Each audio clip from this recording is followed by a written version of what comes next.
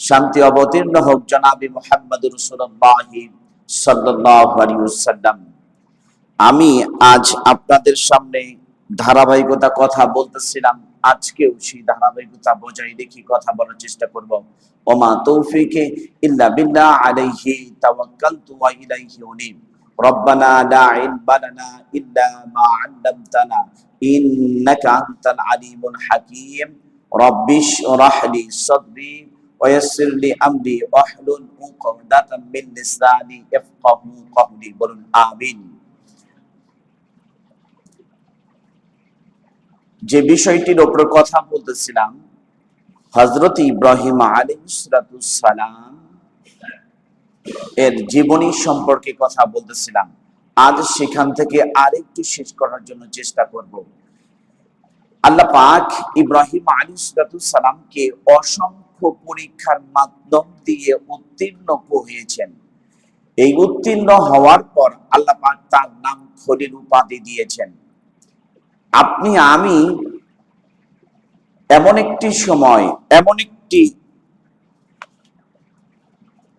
সময়ে উপস্থিত হয়েছি, যে সময়টাতে আপনি আমি মনে করি যে জিলকাদ মাস চলে গেলে জিলহজ মাস চলে আসবে।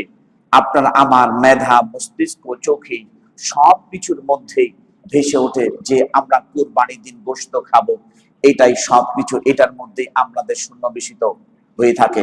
যেমন একজন হিন্দু, কয়েকদিন আগে তার সাথে আমার কথা হলো যে খাবারের সময় দুপুরের নাস্তাটি তিনি একটু দেরিতে খাবার খেয়েছেন। খাবার খাওয়ার পর উনি বলতেছেন যে যখন জোহরের খাবার সময় হয়ে আসলো, তখন উনি বলতেছেন যে আমি যে এখন এই সময় যে খাবারটা খাবো, আমি কিছুক্ষণ আগে তো 10টা-11টার দিকে নাস্তা খেয়েছি, আবার দুপুরের সময় খাবার খাচ্ছি। আসলে কি আল্লাহ যে আমাকে নাস্তা খাওয়াইলেন, এই নাস্তার শুকরিয়া স্বরূপ আমি কি ভালো কাজ করতে পারছি? দেখেন, আপনি আমি মনে করছি জিলহজের মাসের চাঁদ উঠবে, গরু কিনবো, খাসি কিনবো, কেনার পর সবকিছু জবাই দেব 10 তারিখের দিন। আমরা নামাজ পড়ে গিয়ে জবাই দেব, জবাই করে আমরা খানা খেয়ে ফেলবো, গোশত খেয়ে ফেলবো রান্না করে। আসলে কি তাই? হিন্দু ব্যক্তি তিনি বলছেন যে আমি দুপুরের খাবার খাচ্ছি দুপুর বেলা, এই খাবারের আমি এখন পর্যন্ত সকালের নাস্তারই শুকরিয়া আদায় করতে পারি নাই, তার এখন পর্যন্ত আমি তার কৃতজ্ঞতা জ্ঞাপন করতে পারি নাই, তার কর্ম করতে পারি নাই, অথচ আমি দুপুরের খাবারের জন্য প্রস্তুত। বিশ্বনবী মুহাম্মদ রাসূলুল্লাহ সাল্লাল্লাহু আলাইহি ওয়াসাল্লাম বলছেন, তুমি যে ঈদের দিন